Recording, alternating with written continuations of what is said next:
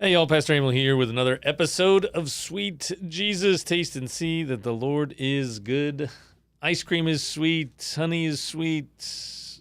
Friendship is sweet. But Jesus is far sweeter. We are coming to you live from the Open Arms podcast studio. I am here with my friend Scott Lewis. And we are continuing to go through this book, The 12 Rules for Life, An Antidote to Chaos. It's from Jordan Peterson. It's been really interesting, really helpful to go through this just personally, and I think there are a lot of biblical themes in there, and so we've been doing this. We had a little bit of a break. I was out of town. 1,800 miles one way, 3,600 miles round trip. Y'all, you got to buy some of these books and like and share this, and maybe we can get enough stuff on YouTube one day, and then I can fly, and I don't have to be gone for 2 weeks. Buy some books, okay? Here we go. Tales of Nola, Nobody's Nola, and Nola's Icelandic Adventure. Oh, we got some lighting. The Open Arms book. I know some of you have done that. We even during our little vacation, there were a few sales here and there, so that was exciting and encouraging. That was why we kind of did this. But keep it up. Enough of the shameless self-promotion. We are in Rule 3 here of the 12 Rules for Life, and there's a lot that could be said. We'll try not to say it all. Yeah.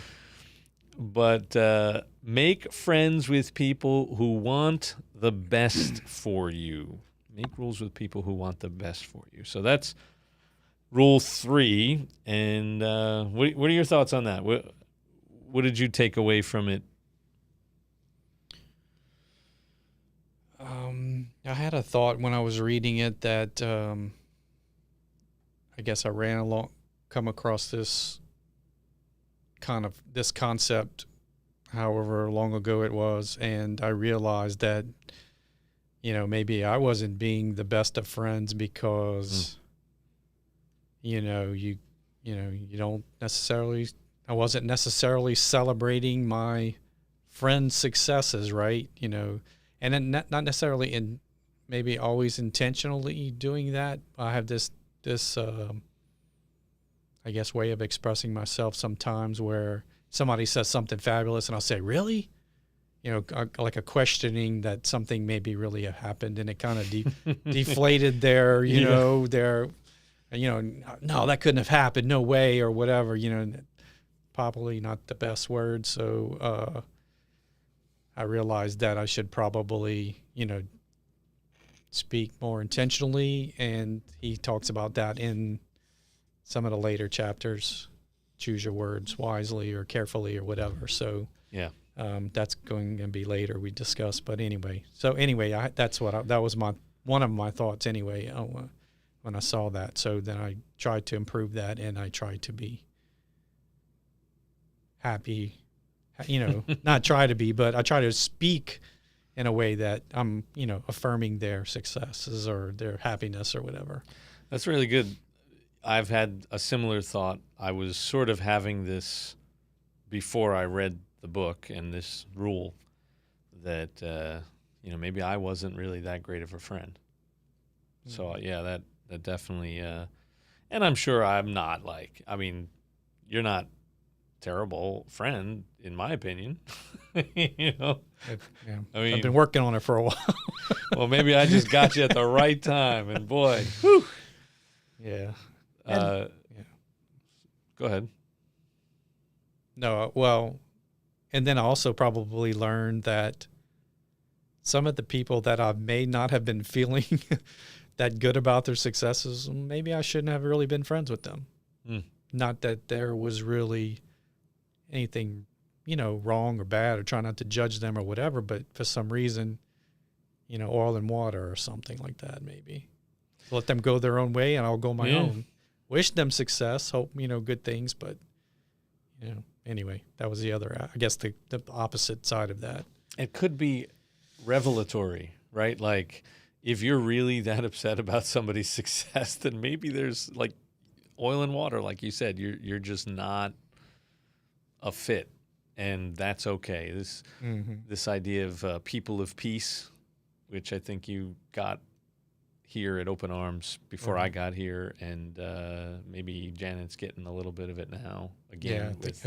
Right. And multiply stuff, but yeah, people of peace. Not everybody's going to be a person of peace. Not everybody is that fit, and it doesn't mean you can't get along or work together from time to time, but maybe they're just not they're not people that add energy to you. They're a drawdown on energy. They take extra energy for whatever reason, and that's okay. We're all different. But it's not good for either you or them if you really want them to fail. I mean, that's just not good. not that I wanted them to fail, but whenever they had something good happen to them, it's like, oh, they always have good stuff happening to them. Why do they get it? Why are they? It's like, I think we all envious there, maybe in some cases, or we all go through moments where we haven't had success for a stretch, or we've hit a series of obstacles, or we've had, it's just not been good, right? Mm-hmm. Or we're feeling down about where we are relative to where we expected to be. And guys deal with this a lot around 40, midlife crisis time. What is that all about? Well, that's one of the things, right? Looking around and going, well, where am I? And sometimes that just happens. That doesn't necessarily mean you ditch your friend just because you weren't as warm and fuzzy about their success. And then sometimes there's just people everybody loves to see the Yankees fail, except for Yankees fans, right? Why? Because they're the Yankees. It's like, oh, good, stick it to the man, kind of. Well, I did see the game. Speaking of the Yankees and the Mets played. Yeah, baby. Let's go Mets. That was a total destroy. Sweep. Yeah, it was good. But they're not my friends. I want the best for my friends, the New York Mets. So you don't want to be codename Yankee either, I guess. No. Well, everyone calls me a Yankee because I'm from the North, and I'm like, I'm a Met fan. But I don't want to get too excited because then the Mets will just implode again. So that's the life of a Met fan. But this idea of people that want the best for you, I think that I don't know if we take time to think about that very often. We kind of just gravitate towards the people that are there, that are around us, people that we went to school with, our family, coworkers, things like that. And, maybe we have a friendly relationship with these people, but if we step back and think about it, maybe we shouldn't consider them, quote, friends, And that's probably partly why. And in a video about this rule, he mentioned, be careful who you share good news with, be careful who you share bad news with. He was thinking of a number of different rules, and then he ultimately kind of brought it all together in this one. But sometimes there's people that you're friendly with, and you're around a lot for whatever reason, but you don't have to share all this stuff with them.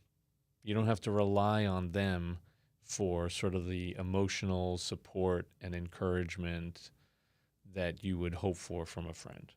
Sometimes we're just looking for it from the wrong people, and look for the people that are excited and willing to wish the best for you, but also even sort of help you achieve that or support you in that, He talks a little bit about how he didn't mention this specifically, but you ever hear this tall poppy syndrome? No. So this tall poppy syndrome is, I think it's like Australia or something. There was like a meme or an email chain thing or whatever that went around. Before memes, they had these weird emails that would just get forwarded, right?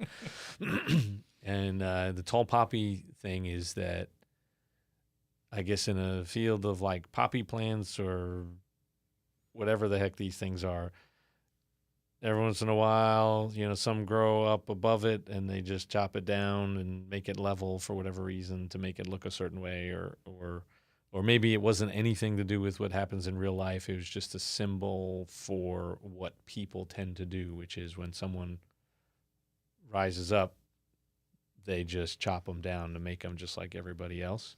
Mm-hmm. Because when somebody rises up, now all of a sudden you feel small. And you didn't feel small when they were right next to you, but now suddenly you feel small. You sense your insecurity.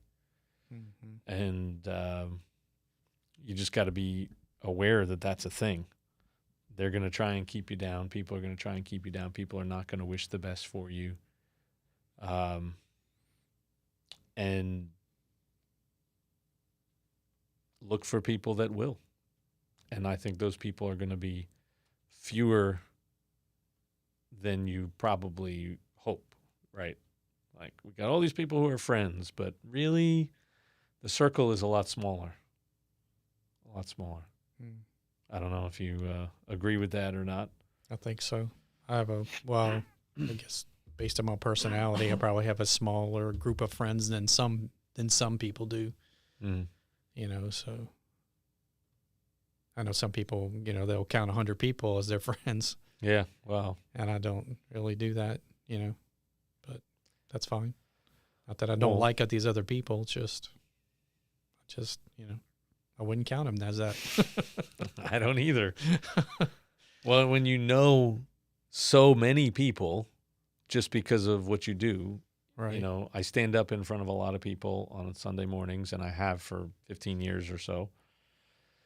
Those people are mostly nice people, Mm-hmm. Good people, and supportive people for the most part. Not always, but it's all those things. But it doesn't mean that they're friends.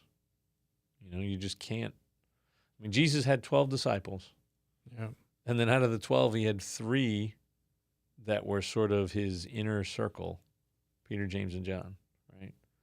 So even Jesus kind of limited himself to a degree. He called them friends too in the Bible, although I'm not sure it's the same as what we're trying to think about here.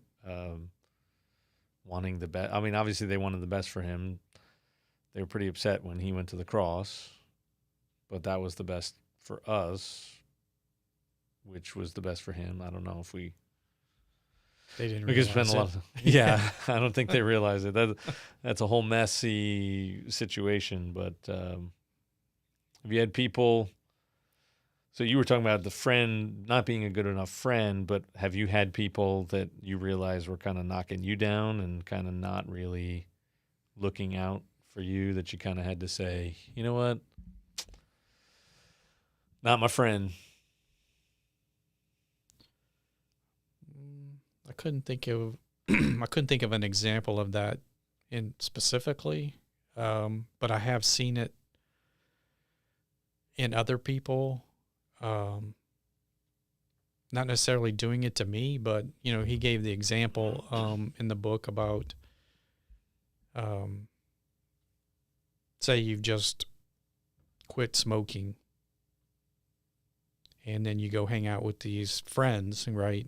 And then they still smoke, and so they're like, oh no, you could just have one because it's everything's cool. You just did it, and you can just go back to being not having any afterwards or what. Yeah. Well, that's not really being a good friend if they do that to you. Yeah. Because So, and I've seen people do that to other people. I don't know if I can't remember an instance. Maybe may have happened to me too, and. I don't know, but I have seen other people do that to people. And I mean, at the time, I probably didn't realize the gravity of the situation, but yeah, not so good. Well, and sometimes people,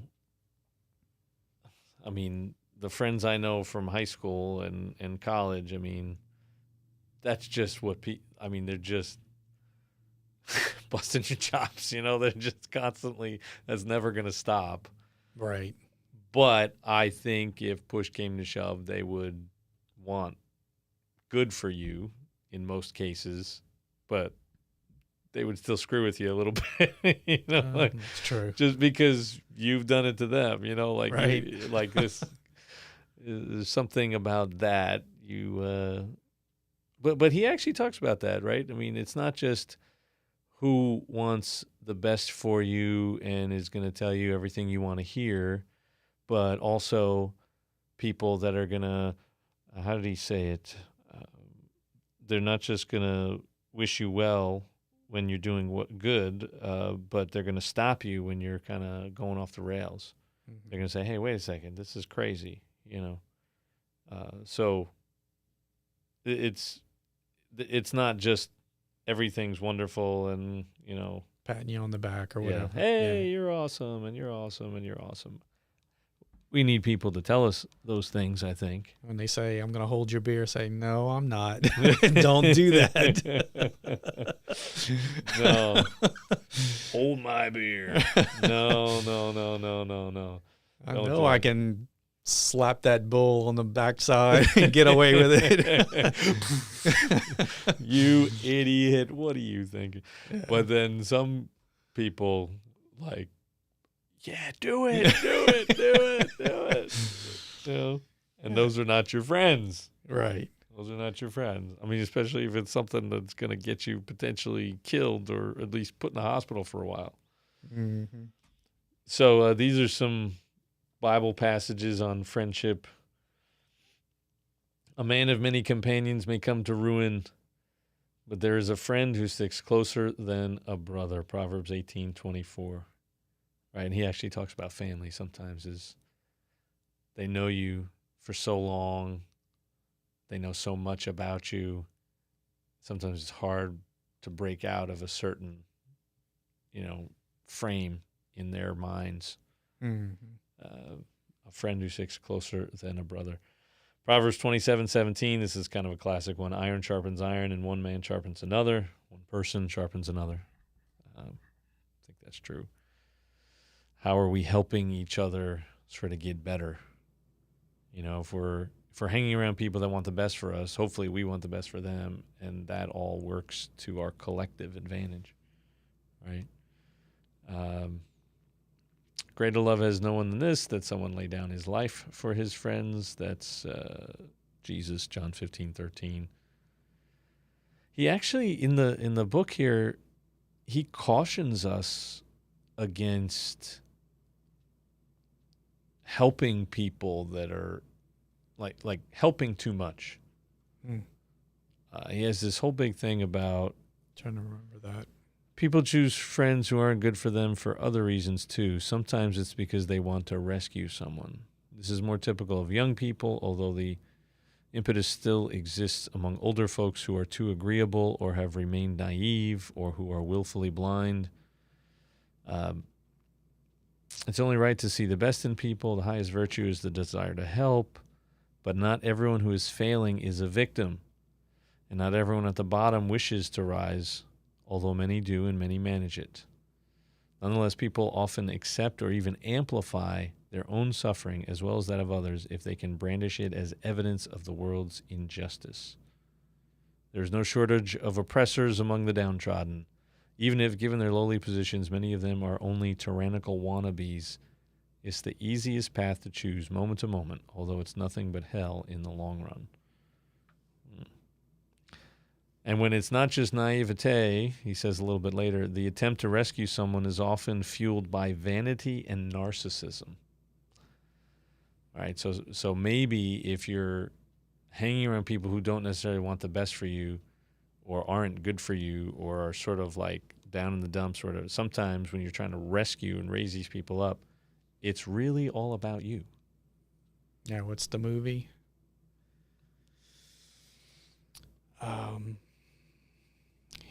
There's been a few movies, but I'm sure it's... yeah, and it goes back to a Greek, I think, myth, but drawing a blank on it, but it's English. There's an English actor, and he's trying to help the poor young lady, and is it My Fair Lady? Oh, My Fair Lady. Okay. Right. He's doing all that to kind of put it on himself. At the end, he's like, I don't really care if you were successful or not successful. I just, wanted kind of the glory from some of this. I don't know if the movie actually works out that way, but it's been a while since I've seen it. And then the other one was with Eddie Murphy. What's the name of that movie? I'm doing a good job today with. He's the poor guy begging on the street. Oh, Trading Places. Trading Places. Yeah, that kind of this. It was $1, right? They bet each other $1. Mortimer and Mortimer, these Wall Street kings, right? In a bathroom bet that they could destroy one guy and trade his place with a bum on the street. Mm-hmm. Eddie Murphy. And, it's just, we can do it. Look at what we can do. Look at the power we have. Look at how important we are. Look at, it's a way to pat people on the back. And I do actually, it was a couple of years ago, I started trying to help people, like the Open Arms book. I was putting that into practice in another congregation, and we had a whole bunch of people that were these, neighborhood missionary type people that wanted to do good for other people. And you had to try to, at some point you start to realize, like, you can really burn yourself out trying to help people that don't want to be helped. And sometimes when you try to help, it just really gets you in trouble. Like, eventually, now they can blame you when everything goes wrong. Mm-hmm. All right, and blame God now because you're the Christian and all this other kind of stuff. And sometimes the most important thing for you to do is not do for them, is just listen and be there and try and walk with them through it as they go through it without coming to their rescue. It's not an easy thing to do, and I think we tend to want to be helpers, and just being in churches, like, there are a lot of people that want to help you. And very quickly you realize they only did all those nice things because they wanted the pastor in their pocket. That's not the case with everybody. All right. But it's definitely been the case with some. And I don't think that's just pastors. They actually kind of warn you about that in seminary. Be careful. The people that are very eager to welcome you and have you, and that was the case at least once. So. Interesting. Yeah. What a vile and wretched scum we are. We are. What's the Star Wars? There's no a violent place of villainy and violent wretched scum when he talks about the town Obi-Wan. Mos Eisley. Yeah, Mos Eisley. Yeah, I can't remember exactly what it is, but there's not a place full of more something and something than villainy and scum than any place else in the whole galaxy. Something like that. That's how bad it is. Mm-hmm. Yeah. Well, so what did you think about this story he told about his friend, right? So he tells this story about a friend that he knew, and over time, this long, long path towards depression and suicide, and that looking back, I mean, you can see all of these signs. And I think he sort of he tells the story about how this guy shows up. We talked about this a little bit beforehand. Mm-hmm. How this guy shows up when he's married and has a kid, newly married, new dad, and he brings a friend with him, and the friend is like really crazy. And the only reason that friend is there is because he knows this guy from high school, from growing up. And so he's like, yeah, come on over. But he brings this guy. And I think it kind of starts to dawn on him that, all right, maybe I've kept this guy around too long. Right? Yeah. Yeah, so he basically, and I think it had to do with the friend's friend. He could see that he didn't choose people that were there to help, or to be positive in his life. He seemed to be choosing the wrong type of people. For what reason, I don't know if I really understood, but I guess he had that direction that he was headed in. Mm. Yeah, so so he had to ask him to leave. I guess that was his visual of sometimes you have to let these people go. High as a kite. And that was the last time he saw his actual friend from childhood, right? Right. Yeah, before he found out that he was gone. You got to do it. You got to, there comes a point where, he actually says people are testing you in some ways, and he talks about this. I don't know if it comes out a lot in the book. I forget exactly. I know I've heard him talk about this, that actually I think it definitely comes out in the book somewhere. Just this general nihilism that is sort of under the surface in humanity, where we all brush up against at some point this sense that everything is meaningless, and that a cynicism, he says also, and they'll just keep dumping on you to see if you'll take it. Because if you will, then they'll be, how did he say it? If you put up with it, then it just sort of justifies their cynicism that the world is crazy, people are stupid and useless, and so I should just, to hell with the world. Mm-hmm. And he talks about another good reason why you should push back on these things later on. You're pushing back on someone not just for your own sake, but for the sake of the world. But that's more in another rule, another chapter. But here it's they're just going to keep doing it. They're going to treat you like garbage until you say, no, people don't. I don't tolerate people treating me like garbage.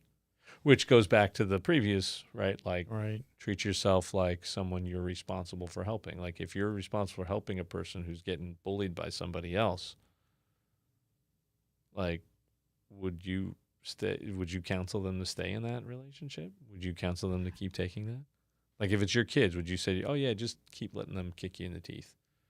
Right. No. Definitely not. Of course not. So what makes you any different? Right? Yep. Definitely. His rules are interlocked or dependent on each other.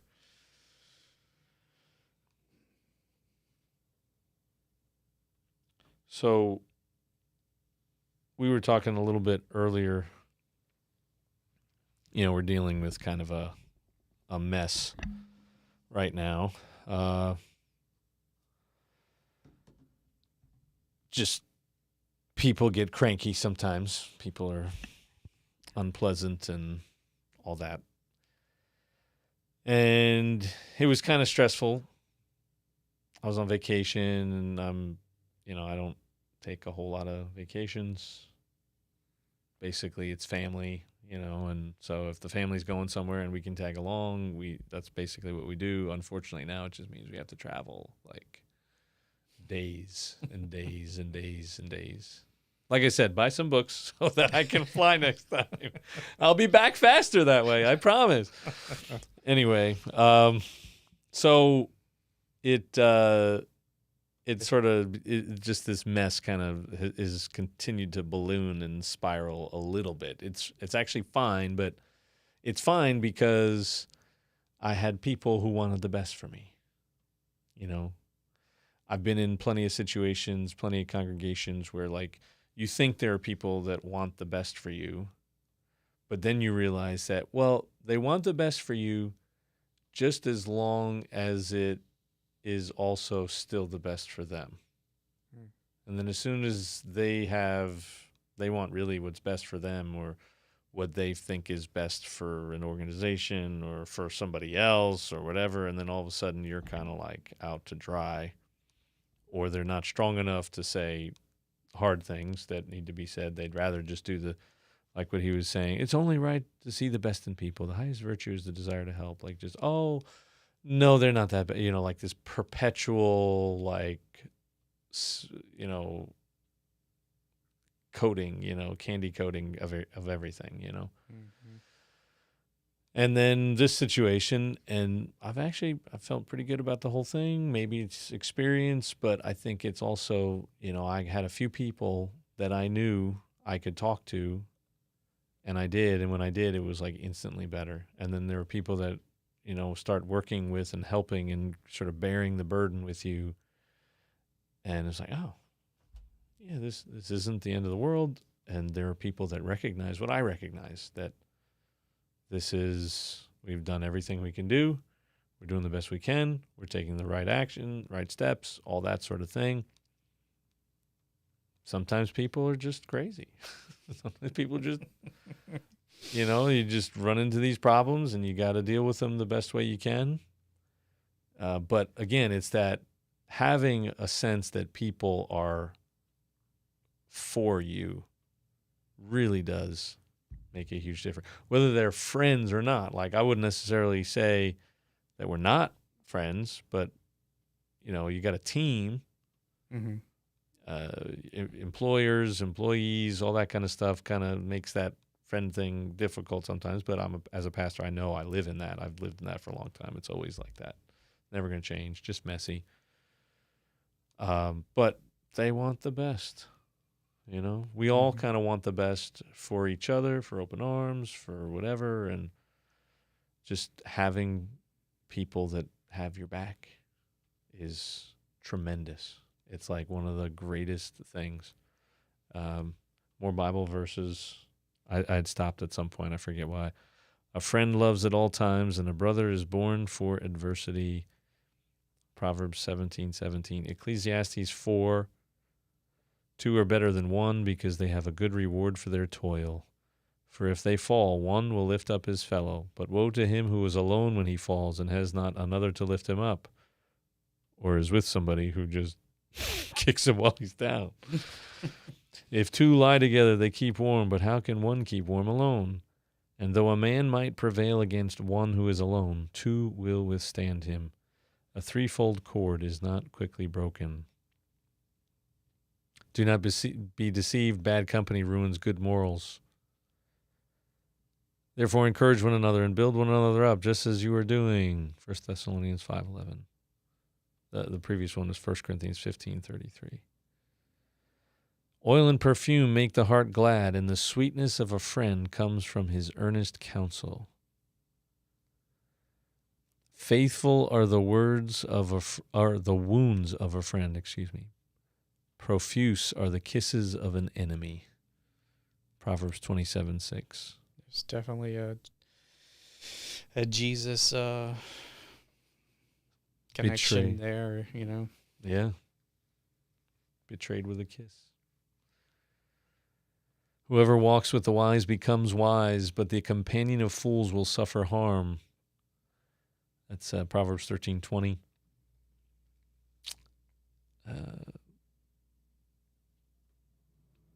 Make no friendship with a man given to anger, nor go with a wrathful man, lest you learn his ways and entangle yourself in a snare.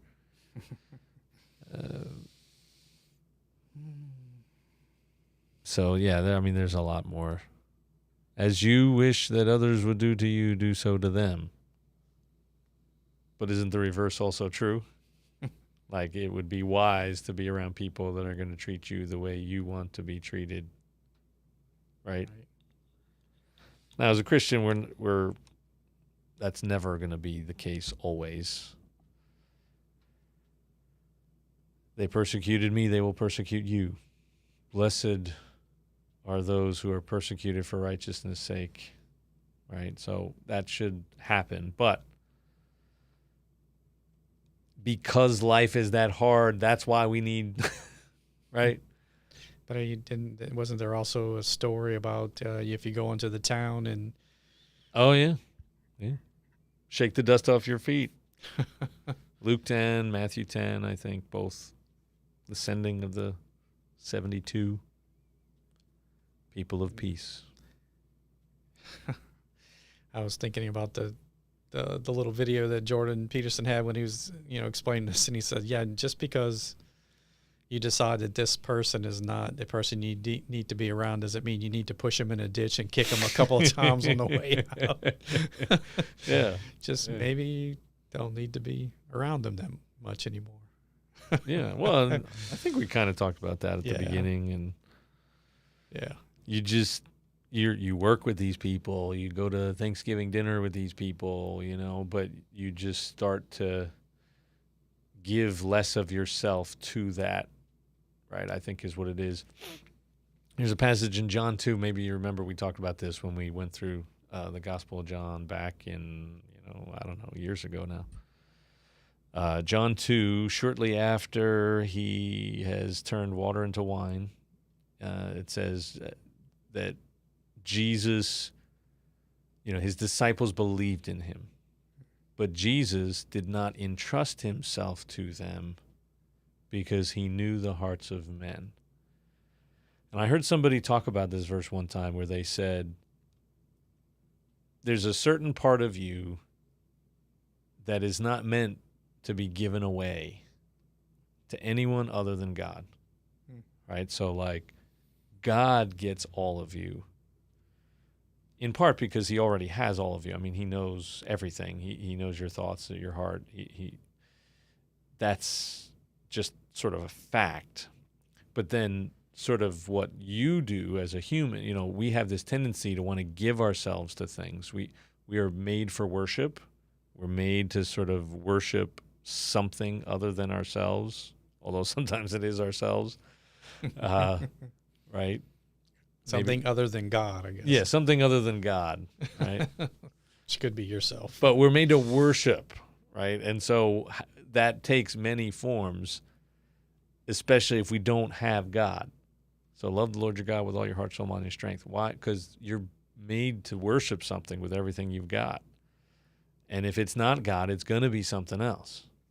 It's going to be other people. It's going to be other hobbies or things of value in the world, right? Well, if you've ever been to a professional sporting event, like a Saints game for us here or LSU, and someone has a great play, scores a touchdown, it's exactly. It's just and when I've heard this explanation or whatever before, and when that came to mind, it was like, wow, where we're basically worshiping. I don't know if it was the person or the act or whatever, but yeah, the capability. As you were talking, I'm thinking the Olympics too, right? What are the Olympics? The Olympics is, in a sense, the worshiping, or it can be, but certainly an intense focus on human accomplishments of a variety of kinds, mainly physical, sporting accomplishments.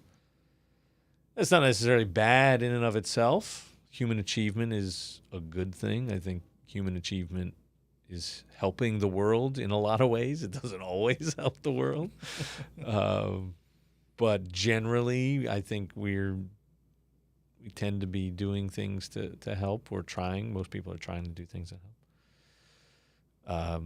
But that's not meant for all of us, right? You don't worship the Olympics with your heart, soul, mind, and strength. You don't worship your career with your heart, soul, mind, and strength. You don't worship your spouse, your kids, church even, right? Don't mistake church for God or church the way you like it. There's a lot of different things that we can worship, that we can make an idol that aren't actually God. And that passage, I think, is just Jesus showing it. Like, he's recognizing that here are these people that believe in me and trust in me, and I'm spending a lot of time with them, and I kind of like them for the most part. I'm sure they were annoying too. You spend enough time with anybody, like that's vacation. You spend enough time with family long enough. I mean, we all get on each other's nerves at some point. But he wasn't going to give all of himself. And so there are people in our lives that maybe aren't what we should consider friends and that maybe don't always want the best for us, but then you just don't give all of yourself to that person.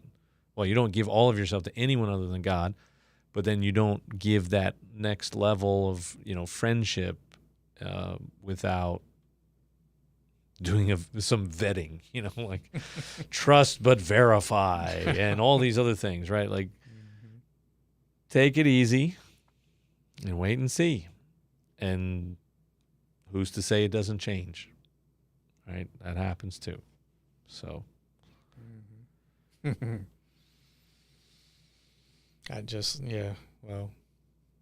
sporting event thing popped into my mind, and I know it's happened to me at, say a Saints or LSU game, but when the Saints were in the Super Bowl and the defensive back intercepted that ball and he ran it all the way back, and you're pretty sure this was going to be the game and they were going to be a Super Bowl champ after 40 some odd years or whatever it was at the time. It was just like, I think at that moment, everybody in my household, but probably me the most, was just like, that was it. That was like the highest. Crowd goes wild. I mean, I've literally jumped off the sofa. You know what I'm saying? And it was like cheered, arms up. It was like, what was that spirit that animated me there? Well, I mean, I don't think you're a idolatrous Saints fan. No. But there's, yeah. I mean, maybe you were at some point. I don't know. I paid a little bit too, probably, in my mind, in retrospect. Probably spent a little too much time on some of that stuff. So I try to do less of that. But anyway. Yeah, but that was like post-Katrina. That was like, that was a big deal. It was a big deal. There was a lot, sports teams do tend to sort of take on this, they sort of carry a community in many ways. Right. There's research that's done on this, like when a certain team wins a sporting championship, like people in that area, their mental health changes. Yeah. Like winning something like that, just feeling good, feeling like you don't always lose, like it adds. I mean, I've been a Mets fan a long time. Maybe they shouldn't be your friends anymore. Well, there you go. Yeah. Only one person wants the best for you. Well, but Steve Cohen, I don't know. I feel like it's in a good direction. They're having a pretty good year, and they weren't supposed to. So they sort of sold last season and said, we're getting ready not for next year, but for the year or two after that. Mm-hmm. But here we are in the hunt, which is more than I could have hoped for. Yep. So enjoy the ride. Enjoy the ride, and don't pay too much attention. That's basically my philosophy. Yeah, I just watch the recaps every once in a while, and yeah. So anyway, so have you got anything else to add here about? No, it was kind of a short chapter, and seemed kind of basic, or seemed simple to understand. So I guess I didn't spend a whole lot of time dwelling on it. Yeah. There wasn't too many surprises in there, maybe.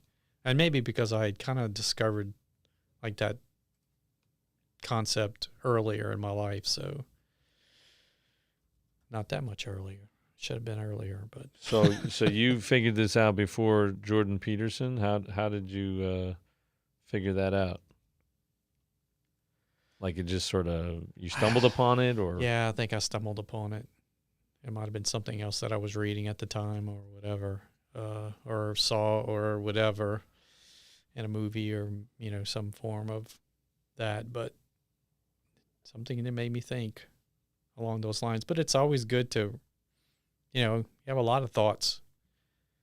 And when you hear sometimes other people say the same thing and you're like, or similar, and you're like, oh, kind of feels like, maybe there's, good truth to that.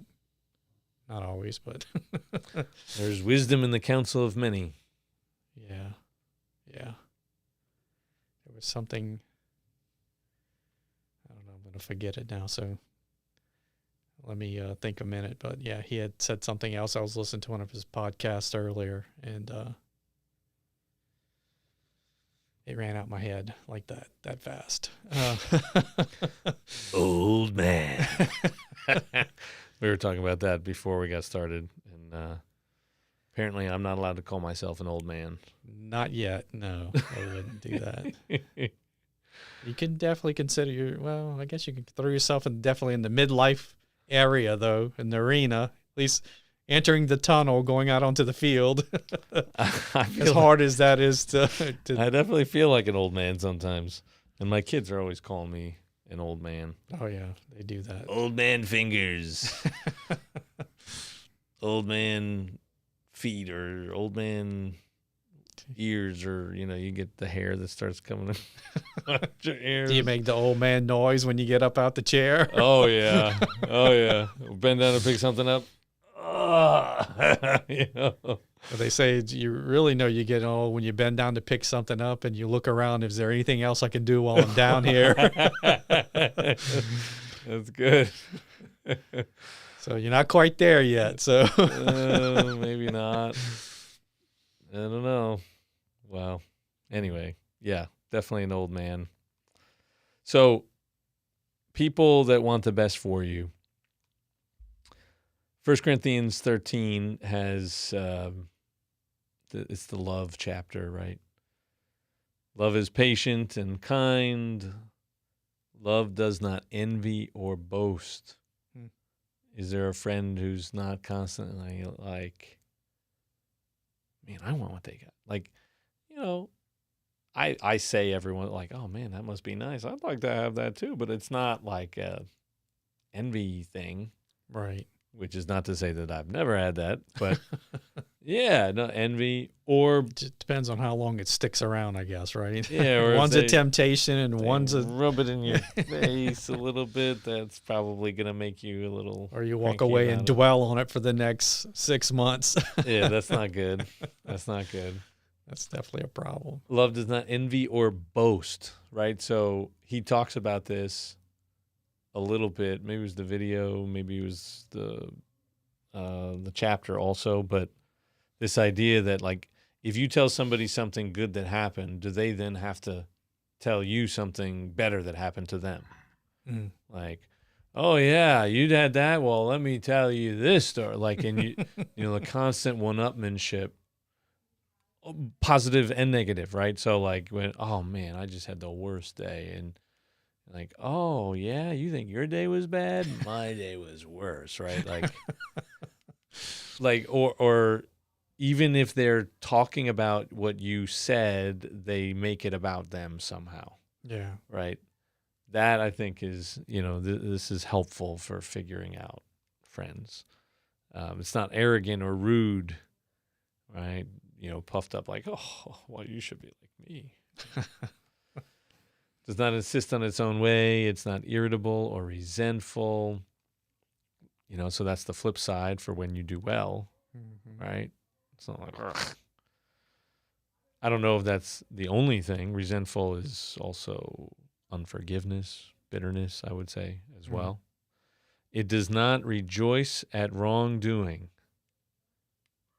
right? So they're not going to celebrate you being an idiot.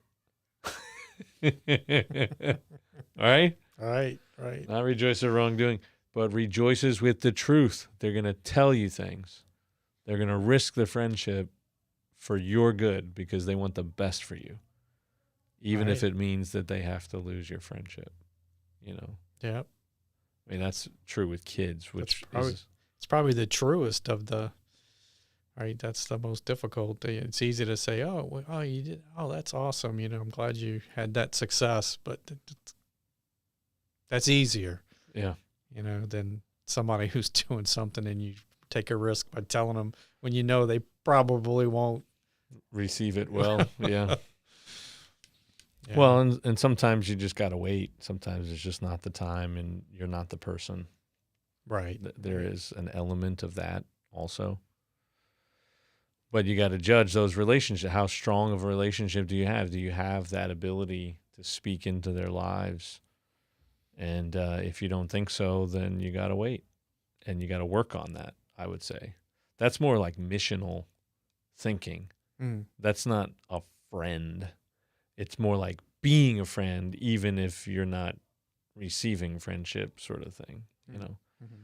Which is why you got to have friends that want the best for you, because you're not going to be able to do anything for anybody else, really, not these messed up ways, that dysfunctional ways that he's talking about here.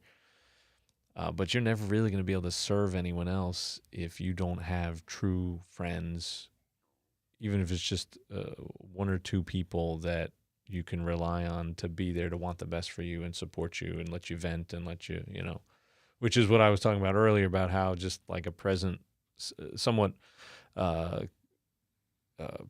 real life, real time example for me, and feeling like I do have that and going, oh, man, this is a whole lot easier to do when you feel like people actually want the best for you and are on your side and got your back, and so.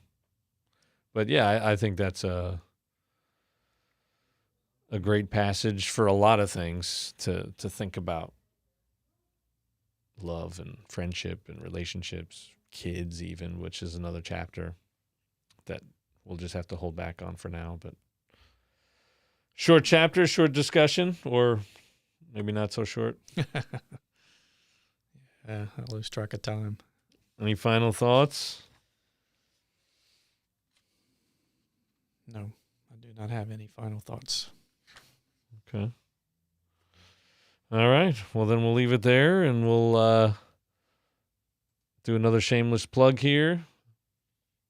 I'd like to fly next year to meet our family for the little mini family reunion. Okay, so dude, well, I need some friends that want the best for me. Okay, I cannot do 26 hours in the car. It's not good for me. It's not good for my mental health, but my family is, well, most of the time. But it's good for my kids to be exposed to their family, their cousins and their aunts and uncles and their grandparents and all that kind of stuff. So I think you need to move the vacation spot a little farther south, maybe. Try to talk them into that. I actually said something about that this year, not saying that they had to, but we talk a little bit about, the books and thinking like, it would be great if we could just get ourselves a place here and then we can keep coming. But it's so far north and we spend so much time so far south. It's so cold up there. You go on the beach and you're like, Heather's got towels wrapped around her, and like it's just. It wasn't like that every day, but there were a lot of days like that, and towards the end it got warm, like really good kind of warm, and but I said at one point I was like, I think, well, first off, it's way expensive to get one here. We may have to aim a little bit further south, just for our own climate adjusted whatever. But or if you go to the beach here, sometimes you come back crispy bacon. So, I don't know where the happy medium beach spot is. Yeah, well, it's like, did it really cool you off? Because the water is 85 degrees, and like Bay St. Louis one year, Waveland area, I mean, it was roasting water. It was like like this doesn't even feel good. It's just so hot. And now you're just more wet than you would have been if you had sweat, like it. Yes. So yeah, I get that point too, but yeah. Anyway. Yeah, what does that have to do with anything other than buy the books? All right, let's get out of here. Great to be with you, y'all. Jordan Peterson, 12 Rules for Life. Make friends with people who want the best for you. There are people out there that want the best for you. I'm sure there are. Just keep looking.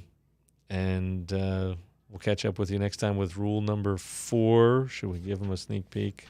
Sure. Of rule number 4. Compare yourself to who you were yesterday, not to who someone else is today. That's next time. So join us next week as we pick up again with 12 Rules for Life with Jordan Peterson. Great to be with you, y'all. Taste and see that the Lord is good. Ice cream is sweet.